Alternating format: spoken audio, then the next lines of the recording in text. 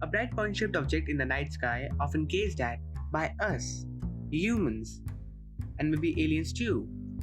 Yes, a star. A star is formed when a large amount of gas, mostly hydrogen, starts to collapse in on itself due to its gravitational attraction. As it contracts, the atoms of the gas collide with each other more and more frequently and at greater speeds. Eventually, the gas becomes so hot that when the hydrogen atoms collide, they combine to form helium rather than just bouncing off. In such a chaos, the pressure inside the star increases to balance the gravitational force of the star pushing in on itself. A bit like a balloon. There is balance between the pressure of the air inside, which is trying to make the balloon expand, and the tension in the rubber, which is trying to make it smaller. So, congrats, a star is born. Stars remain stable like this for a long time, but eventually the star will run out of its fuel. And then a supernova?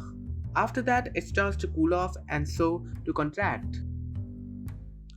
Chandrasekhar worked out how big a star could be and still support itself against its own gravity after it has used up all its fuel.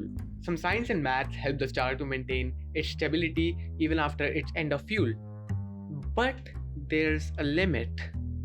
A star as massive as 1.5 times the Sun would not be able to support itself against its own gravitational attraction.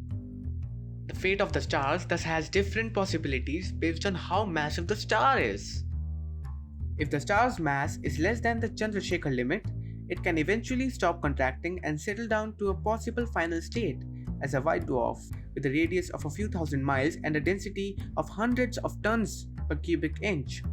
Another future possibility is a star with a limiting mass of about 1 or 2 times the mass of Sun and much smaller than a white dwarf.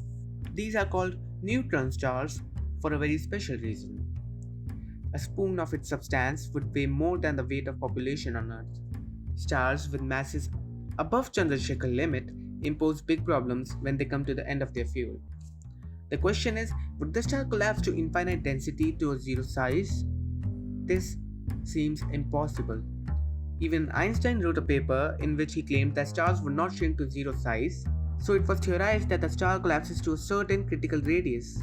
It becomes so dense such that even light is not able to escape its gravitational attraction, and since the light from star never reaches our eyes, it seems black to us, and therefore we call the star a black hole.